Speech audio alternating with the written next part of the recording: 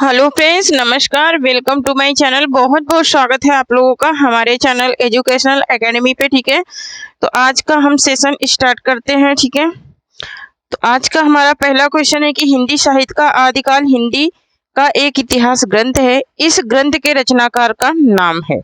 इस ग्रंथ के रचनाकार का नाम क्या है? नाम पूछ रहा है। ठीक है, तो यहाँ पर इसका नाम बताना है। तो क्या आचार्य रामचंद्र शुक्ल है, या फिर ललिन बिलोचन शर्मा है, या फिर हजारी प्रसाद द्विवेदी हैं, या फिर डॉक्टर रामविलास शर्मा है। ठीक है, कौन है? हिंदी साहित्य का आदिकाल हिंदी का एक ग्रंथ है। ठीक है, इसके रचनाकार का नाम पूछ रहा है। तो यहाँ पर इसका राइट आंसर हो जाएगा ऑप्शन नंबर सी। क्या हो जाएगा? ऑप्शन नंबर सी हो जाएगा। कौन है? तो आचार्य हजारी प्रसाद द्विवेदी हैं। ठीक है, नेक्स्ट क्वेश्चन देखेंगे। और जो लोग अभी तक सेशन को शेयर नहीं करे हैं, शेयर कर दें। और जो लोग चैनल को सब्सक्राइब नहीं करे हैं, सब्सक्राइब करें। ठीक है, नेक्स्ट क्वेश्चन देखेंगे। नेक्स्ट है हमारा कि हिंदी साहित्य के उत्तर मध्यकाल को क्या पूछ रहा है कि हिंदी साहित्य के उत्तर मध्यकाल को कला काल नाम देने वाले विद्वान हैं। ठीक है, क्या मिश्र बंधु हैं, या फिर डॉक्टर रमाशंकर शुक्ल रसाल हैं, या फिर विश्वनाथ प्रसाद मिश्र हैं, या फिर आचार्य रामचंद्र शुक्ल हैं। ठीक है, तो यहाँ पर जो कलाकाल नाम दिया है वो उस विद्वान का नाम पूछ रहा है। तो वो है कौन? डॉक्टर रमाशंकर शुक्ल रसाल हैं। कौन है? डॉक्टर रमाशंकर शुक्ल रसाल हैं। नेक्स्ट क्वेश्चन देखेंगे। नेक्स्ट क्वेश्चन है कि वर्णा क्रमानुसार लिखा गया हिंदी साहित्य के इतिहास का प्रथम ग्रंथ निम्नलिखित में से कौन सा है? 252 वैष्णव की वार्ता, या फिर इतवार ला द लिटरेचर हिंदुस्तानी, या फिर 84 वैष्णव की वार्ता, या फिर कवि माला। कौन सा ग्रंथ है जो वर्णा क्रमानुसार लिखा गया है? तो यहाँ पर इसका राइट आंसर हो जाएगा ऑप्शन नंबर बी हो जाएगा, इतवार द ला लिटरेचर हिंदुस्तानी। नेक्स्ट क्वेश्चन देखेंगे। नेक्स्ट क्वेश्चन है हमारा कि हिंदी साहित्य 20वीं शताब्दी पुस्तक के लेखक हैं। हिंदी साहित्य की 20वीं शताब्दी पुस्तक के लेखक कौन है? क्या निर्मल जैन है, या फिर नंदुलारे वाजपेयी हैं, या फिर नामवर सिंह है, या फिर बच्चन सिंह है? तो यहाँ पर इसका राइट आंसर क्या हो जाएगा? हिंदी साहित्य की 20वीं शताब्दी पुस्तक के लेखक कौन है? तो हिंदी साहित्य की 20वीं शताब्दी पुस्तक के लेखक कौन है? नंदुलारे वाजपेयी हैं। मोस्ट इंपोर्टेंट ये क्वेश्चन है। ठीक है, क्या है? मोस्ट इंपोर्टेंट ये क्वेश्चन। तो नेक्स्ट क्वेश्चन देखेंगे। नेक्स्ट क्वेश्चन है हमारा कि इसमें से कौन सा ग्रंथ लौकिक चरित्र काव्य माना जाता है? ठीक है, कौन सा ग्रंथ है जो लौकिक चरित्र काव्य माना जाता है? भविष्यति कहा, योगसार, परमार्थ प्रकाश, या फिर पाहुड़ दोहा। कौन सा ग्रंथ है जो लौकिक चरित्र माना जाता है, ये बताना है। तो यहाँ पर इसका राइट आंसर हो जाएगा हमारा ऑप्शन नंबर ए हो जाएगा। क्या हो जाएगा? ऑप्शन नंबर, एक सेकेंड,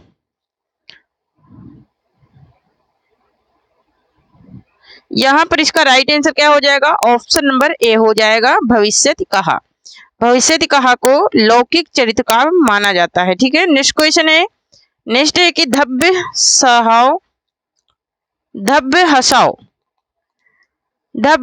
सहाव पावस।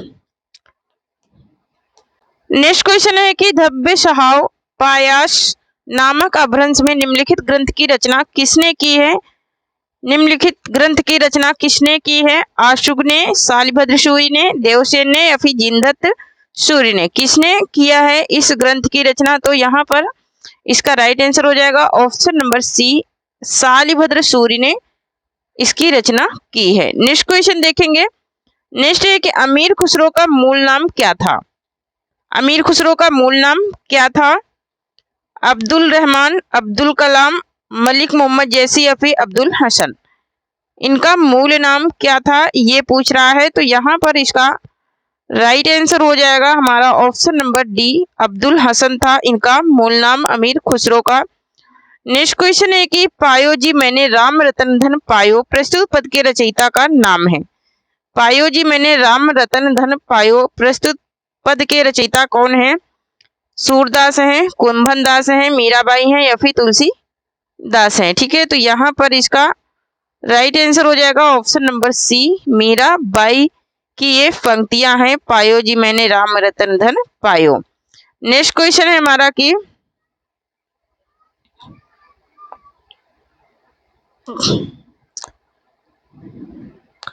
नेक्स्ट क्वेश्चन है कि रचना और रचनाकार की दृष्टि से इनमें से कौन सा विकल्प गलत है। ठीक है, तो वेली किशन रुक्मणी री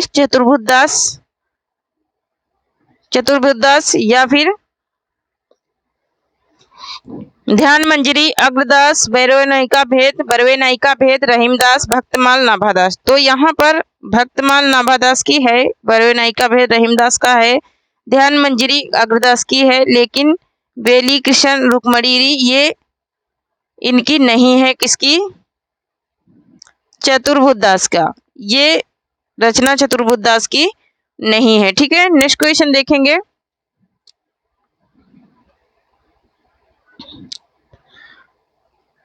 नेक्स्ट क्वेश्चन है कि मध्यकालीन संत काव्य पर निम्नलिखित में से किसका प्रभाव नहीं है, नाथ साहित्य का, उपनिषद का, अद्वैत दर्शन का या फिर जैन साहित्य का।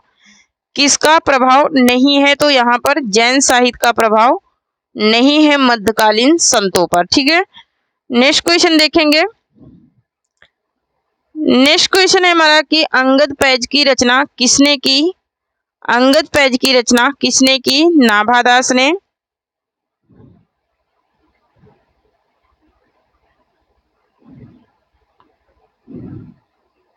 अंगद पैज की रचना किसने की, नाभादास ने, धरणीदास ने, यूसरदास ने या फिर मलुक दास ने। ठीक है, तो यहाँ पर इसका राइट आंसर हो जाएगा हमारा क्या, ऑप्शन नंबर सी हो जाएगा, यूसर दास की रचना है अंगद पैज। ठीक है, नेक्स्ट क्वेश्चन देखेंगे। नेक्स्ट है कि कृष्ण गीतावली किसकी रचना है, कृष्ण गीतावली,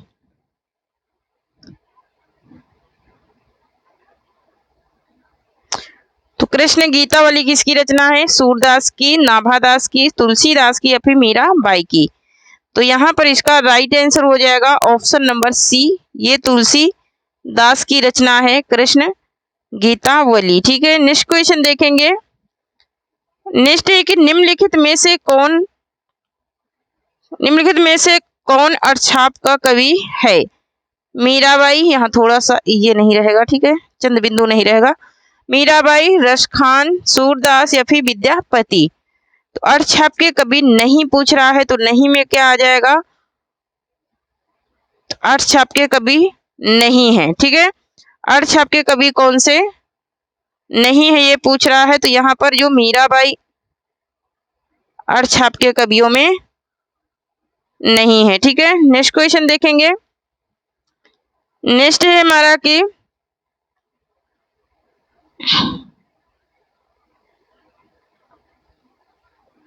नेक्स्ट है कि केसो का अलवार पर आधारित ग्रंथ है, केसो का जो अलवार पर आधारित ग्रंथ है वो कौन सा है, विज्ञान गीता, रतन भाविनी, रसिक प्रिया या फिर कवि प्रिया। ठीक है, तो यहाँ पर इसका राइट आंसर हो जाएगा ऑप्शन नंबर डी, कौन सा है, तो वो है कवि प्रिया। कौन सा ग्रंथ है इनका, कवि प्रिया है। नेक्स्ट क्वेश्चन देखेंगे। नेक्स्ट है हमारा कि निम्नलिखित में से कौन सी रचना सेनापति की है। ठीक है, कौन सी रचना है जो सेनापति की है, ये पूछ रहा है, रसराज, कवित्र रत्नाकर, राम रसायन या फिर भाव विलास। ठीक है, तो यहाँ पर इसका राइट आंसर हो जाएगा हमारा क्या, इसका राइट आंसर हो जाएगा ऑप्शन नंबर बी हो जाएगा, कवित्र रत्नाकर। ठीक है, किस क्या है, कवित्र रत्नाकर है सेनापति की रचना। नेक्स्ट क्वेश्चन देखेंगे। नेक्स्ट है कि रामचंद्रिका का रचना समय है, रामचंद्रिका का रचना समय क्या है, 1501 ईस्वी, 1601 ईस्वी, 1801 ईस्वी या फिर 1701 ईस्वी। ठीक है, तो यहाँ पर इसका जो समय है वो है क्या, उस समय जो है वो है 1601 ईस्वी है, क्या है, 1601 ईस्वी है। नेक्स्ट क्वेश्चन देखेंगे।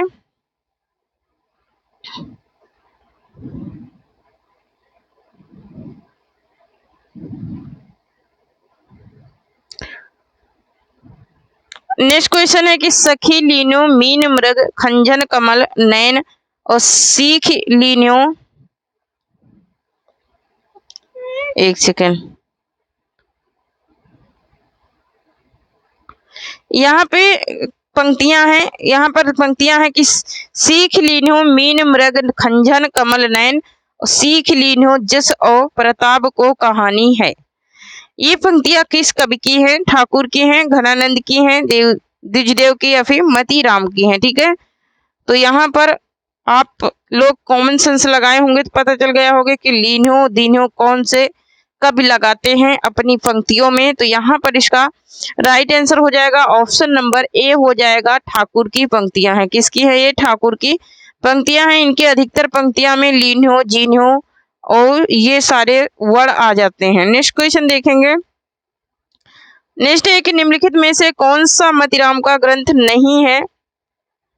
नहीं पूछ रहा कि कौन सा मतीराम का ग्रंथ नहीं है। तो यहाँ पर देखेंगे क्या रसराज, रसविलास या फिर ललित ललाम या फिर छंद सार, कौन सा ग्रंथ है जो मती राम का नहीं है? तो यहाँ पर जो रस विलास है ये भाव देव का है, ये इनका नहीं है। ठीक है, बाकी ये तीनों हैं, रसराज भी है, ललित ललाम भी है, छंदसार भी मतीराम का है। लेकिन यहाँ पर जो रस विलास है ये देव का है, इनका नहीं है। नेक्स्ट क्वेश्चन देखेंगे। नेक्स्ट है कि इनमें कौन सा ग्रंथ चंद्रालोक की छाया है? कौन सा ग्रंथ है जो चंद्रालोक की छाया है? काव्य विवेक, कविकुल, कल्पतरु या फिर भाषा भूषण या फिर काव्य प्रकाश। तो यहाँ पर इसका राइट आंसर हो जाएगा ऑप्शन नंबर सी, भाषा भूषण है। भाषा भूषण है जो चंद्रलोक की क्या है? छाया है। नेक्स्ट क्वेश्चन देखेंगे। नेक्स्ट है हमारा कि भाषा संवर्धनी सभा के संस्थापक थे। भाषा संवर्धनी सभा के संस्थापक कौन थे? भारतेंदु थे, महात्मा गांधी थे, बाबू तोताराम थे या फिर प्रेमचंद थे। तो यहाँ पर इसका राइट आंसर हो जाएगा ऑप्शन नंबर सी, बाबू तोताराम थे भाषा संवर्धनी के संस्थापक। नेक्स्ट क्वेश्चन देखेंगे। नेक्स्ट क्वेश्चन है हमारा कि एक सेकेंड,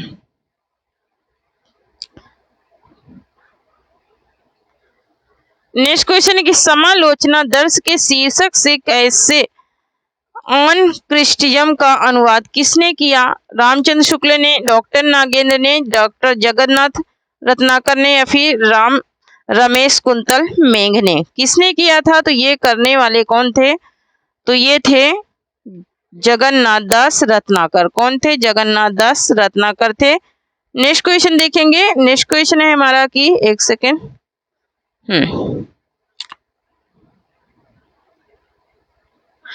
नेक्स्ट क्वेश्चन है कि मैं नीर भरी दुख की बदली महादेवी वर्मा का उपयुक्त गीत उनके किस काव्य संग्रह से है?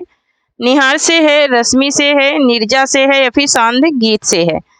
तो यहाँ पर इसका राइट आंसर क्या हो जाएगा? तो ये है सांध गीत से। मैं नीर भरी दुख की बदली, ये इनका गीत कहाँ से है? तो ये है सांध गीत से है। नेक्स्ट क्वेश्चन देखेंगे। नेक्स्ट है कि निम्न में से कौन सी विशेषता प्रगतिवाद की नहीं है?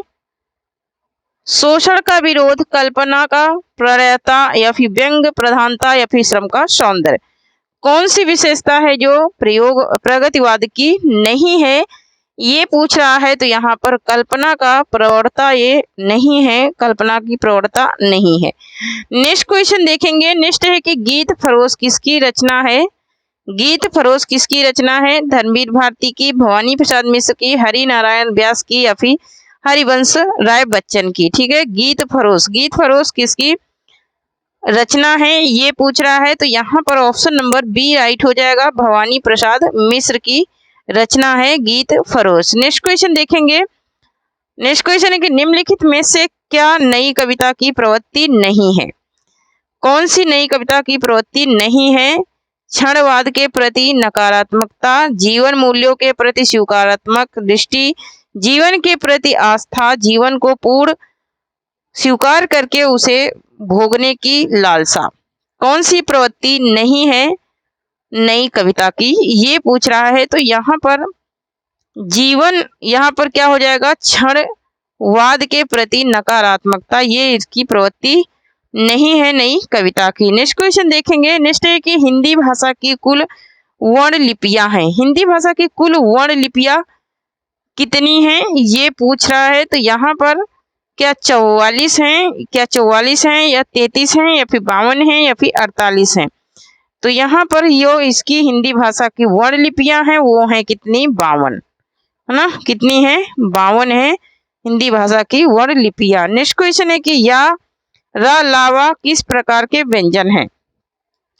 यारा लावा किस प्रकार के व्यंजन हैं, उसमें है, अंतस्थ है, स्पर्श है या फिर अयोग वा है। तो यहाँ पर इसका राइट आंसर हो जाएगा हमारा क्या,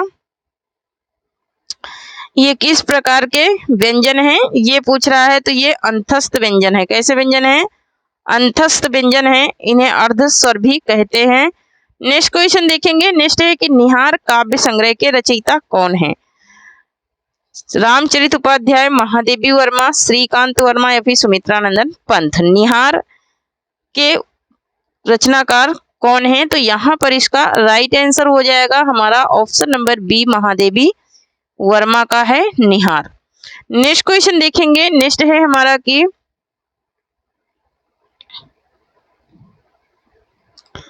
नेक्स्ट है कि सुमित्रानंदन पंत ने अपने किस काव्य संग्रह को बाल कल्पना का दुधमुहा प्रयास कहा है। किस काव्य संग्रह को बाल कल्पना का दुधमुहा प्रयास कहा है। पल्लो को, ग्रंथि को, बीड़ा को या फिर उच्चवास को। ठीक है, तो यहाँ पर इसका राइट आंसर हो जाएगा हमारा ऑप्शन नंबर सी। इन्होंने अपने जो बीड़ा इन्होंने काव्य संग्रह लिखा है उसको कहा है बाल कल्पना का दुधमुहा प्रयास। ठीक है, नेक्स्ट क्वेश्चन देखेंगे।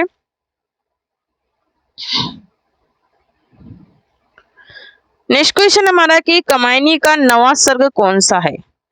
कामायनी का नवा सर्ग कौन सा है। कर्म है, ईर्षा है, इंडा है या फिर स्वप्न है।